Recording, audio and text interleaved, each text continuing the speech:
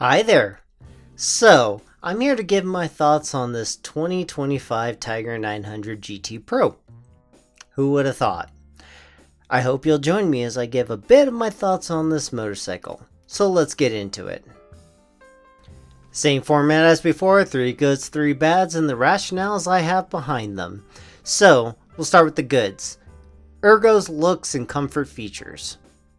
So I grew up on sport bikes, and so scoliosis is very near and dear to me.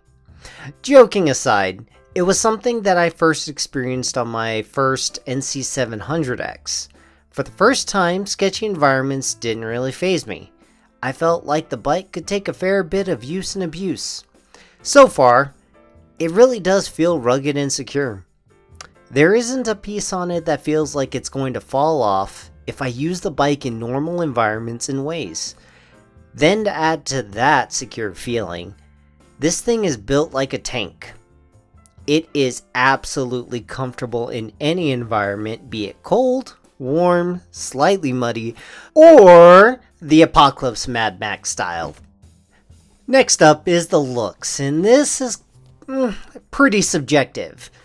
Obviously I have a thing for red, so the fact that the 2026 model doesn't have a red one was a done deal for me.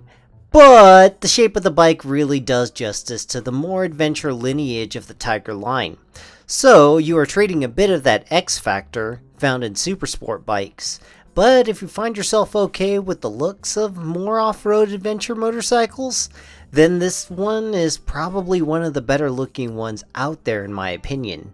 It's no head turner, but that doesn't mean it doesn't look good and is very functional. Finally, the biggest thing, it's the comfort features. I'll be honest, living with sport bikes taught me how to just suck it up or don't ride. It wasn't until a motorcycle was all I had, and I had to use it no matter what, that I really started to like and understand comfort features. I still remember watching people drive their Goldwings and thinking it's nothing but a couch on 2 wheels. It just wasn't for me, but I had an opportunity to try something else, and for the first time I didn't feel like the bike was contorting my body in an attempt to put me in the most optimal position for beating Jeremy on his R6. I see you, Jeremy. For the first time, riding was relaxing and non-stressing, and at first I didn't know if I liked it. I felt so disconnected from the bike that was like a form of a parasite latching onto me, but over time I got used to it. I adjusted the types of roads I'd find myself on, the ways I rode in the twisties, and most importantly, when I would ride through those experiences. I was faced with new realities of why certain features existed. So, to summarize, I didn't know what would be nice until I had it, and that is the primary thought with this positive. You don't understand how nice cruise control is on a motorcycle until you have it. Sure, I don't use it everywhere, but when I'm cruising on the freeway and it's after a long day, it's amazing to be able to not worry about maintaining a speed with my right hand. Next up, it's the comfort that makes traveling exciting, but at the same time relaxing and nice. Next up, I invested in battery-operated gloves with the NC750X, and I distinctly remember thinking that they are godlike. The only annoying fact was the battery in the gloves and if they died. To get around this, you could in theory carry spare batteries on you if you're really feeling froggy though. Well, a more extreme solution would be to wire it directly to your battery But heated grips built into the bike is natural and honestly better than any glove could be. On max, the grips keep your hands very toasty. Some would say, "You will die, mortal." Toasty! There are a couple of settings for the degree of heating, which are displayed in the very nice TFT. Next, you have heated seats, and I'm just going to say this. Having another point that is kept warm in colder weather makes it so you don't have to be wearing snowboarding clothes just to stay semi-warm. Again, these settings are available in the TFT, and once you understand what each button does and how it does it, it's very smooth. But with that, let's get on to some of the negatives. So this is kind of going to be the more important part for a lot of people that are listening to this. So, 3 things. Learning curve to understand how all these features work, the fact that it's not a sport bike, and it might not be the style of riding you want to do. So let's get into it. Like with any new tech, there's going to be a learning curve to how or when certain things can be used. I'd be lying if I said I always remember what button to press to turn off my high beams, or under what conditions I can activate my cruise control. These are not, well, they are minor issues that one will learn through consistent muscle memory, but when you're first getting on the bike, putting a swinging leg over that seat, the last thing you want to do is throw unfamiliarity with the bike on top of everything else. Questioning what button goes back to your rider modes. Have I done that? Maybe. What I'm saying is that it is in your best interest to read the manual and really sit with your bike in a non-riding capacity to learn where everything is, and if you are an adrenaline junkie or a young buck, ain't nobody got time for that. And that leads us on to number 2. Follow with me now. Sure, this is a 900. It's also a Triumph. It's also not a Cruiser or Goldwing. But do not fool yourself into thinking this will perform near sport leader bikes. Putting it in sport mode will remind you that you need to be mindful of what you do on this bike.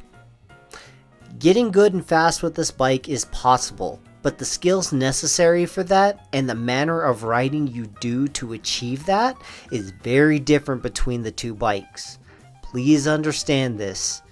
This is not me saying this bike is slow or it's a beginner bike, because both of those statements, well, they couldn't be farther from the truth. At the end of the day, this is still a very potent and non-beginner friendly machine, but what I'm saying is that it may not be so optimal for you if more relaxed adventure riding isn't what you're seeking. You might be better off looking at something else. And on to the last one.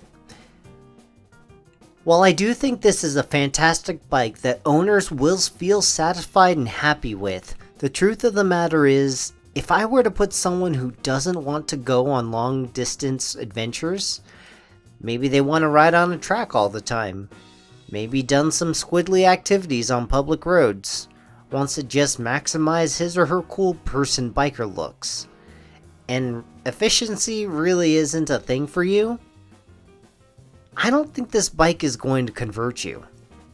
I like this bike, and it gives me everything that I have determined I want after almost 20 years of riding, and my arrival at this conclusion is something that all people go through as they grow older in this hobby. For some, it's the determination that risking one's life on a motorcycle isn't something they want to do, or maybe they have grown past their squiddly days and have the funds and time to leave it on the track. What I'm getting at with this last part is, this is a very competent bike if the features are what you're looking for, but do not expect this to be something it doesn't present itself to be. And that is all my thoughts. Wait, I think we have some more. Does the TFT operate a bit slow? Yes, but it really only takes a bit of getting used to in order to operate the thing. In short, could it be faster? Yes. Is it really that much of a showstopper? No. The stock sound of the exhaust, good or bad? Honestly, I'd say good. With the Honda, I always wanted to swap my exhausts, but with the Triumphs, both the 675 and the Tiger, I really don't feel the urge to. Is getting on this bike any different? Honestly, this is one of the most solid kickstands I have ever had. It makes getting on the bike via the peg feel very secure. Is there anything else to note? As long as you respect it, it will not behave dangerously. The problem is, newer riders haven't learned how to respect bigger bikes, and their capabilities, whether that's out of arrogance or inexperience, is relatively low. This is not a motorcycle I'd recommend to newer riders. And finally, GT Pro versus Rally Pro. Go! I knew we'd get here. So, between the two, you're looking at a price difference and slightly different features. But, which one should I go with is the question. Let's make this simple. The GT Pro does have almost everything someone who isn't riding in off-road or extreme conditions could want. The Rally Pro should be your choice if you plan to use this more off-road or in extreme situations.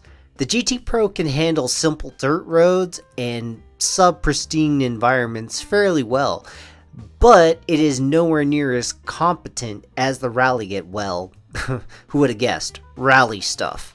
So, if you're in an area where you plan to do more 30% road, 70% off-road, I'd probably push for the Rally. But if you just want to slightly dip your toes in what adventure riding has to offer, then the GT Pro is a good platform to do it on.